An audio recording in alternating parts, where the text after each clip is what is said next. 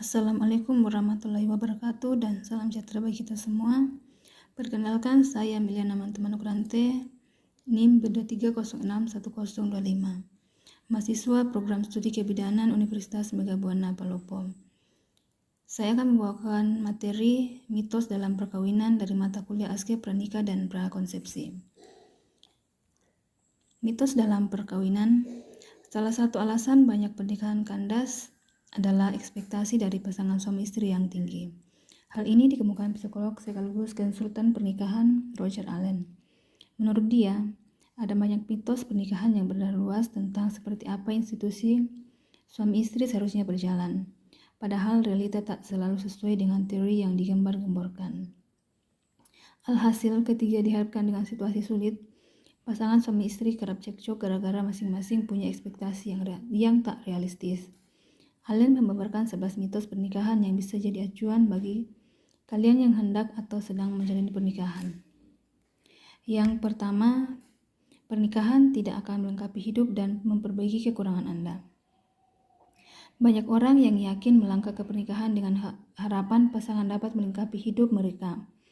Bahkan ada kalimat template seperti "kamu melengkapiku". Lantas mereka akan mudah menyalahkan pasangan jika tidak berhasil membuat mereka merasa lengkap. Anda telah lengkap sebagai manusia dan Anda bertanggung jawab untuk membuat diri Anda lengkap. Kemudian yang kedua, tak ada yang namanya dewan. Mitos pasangan sebagai belahan jiwa satu-satunya banyak ditemui di buku dongeng dan film yang menjadikan happy ending. Namun, menurut Allen, pemikiran seperti ini akan menjadi pasangan suami istri sebagai beban. Kemudian, di luar sana ada banyak manusia yang bisa saja Anda temui, nikahi, dan bersama-sama membangun rumah tangga yang menyenangkan. Bukan cuma satu orang di luar sana. Kemudian, yang ketiga, pernikahan bukan kebahagiaan selama-lamanya.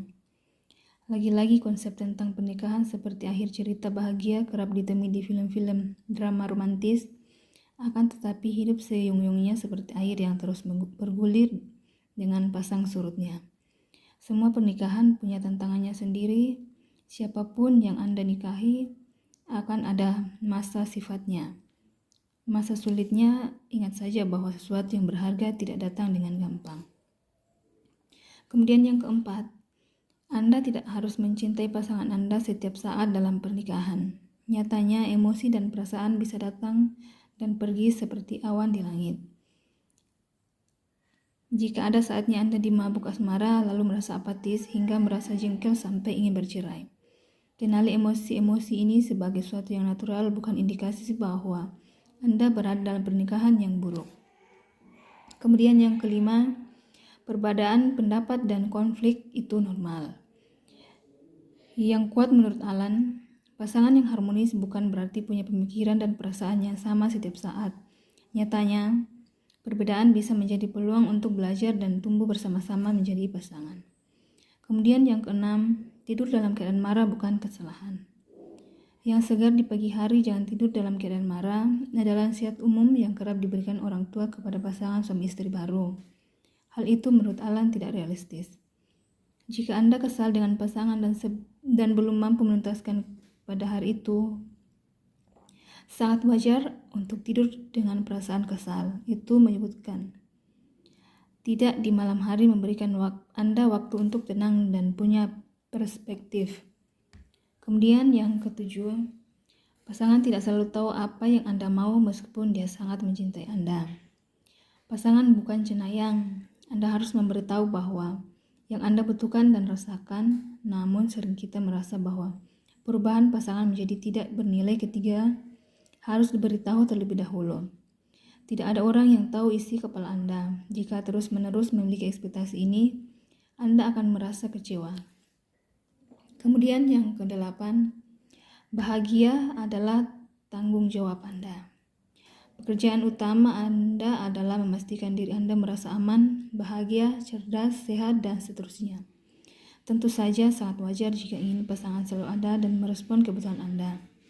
Namun ekspektasinya jadi tidak sehat jika Anda hanya berharap semua hal yang baik datang dari pasangan tanpa berupaya sendiri.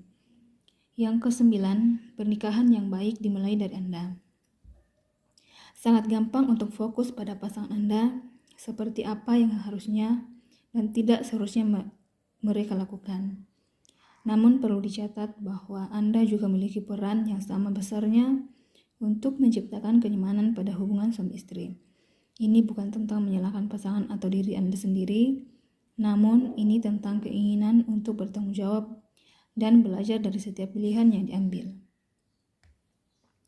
Yang ke-10, meningkatkan kualitas pernikahan Anda adalah proses selamanya. Hubungan pernikahan yang baik tidak terjadi dalam satu malam. Membangun pondasi yang kokoh butuh waktu, pengalaman, usaha yang berdedikasi, dan komitmen. Kemudian yang ke-11, kaji ulang ekspektasi Anda. Hubungan pernikahan yang menjadi perjalanan yang indah di mana dua orang bersama-sama mencari arti, kepuasan, dan cinta. Perjalanan itu akan jauh lebih mudah jika dibarengi dengan ekspektasi yang tidak muluk-muluk. Tidak perlu mematok ekspektasi sesuai dengan harapan, hayalan, banyak atau keluarga pun.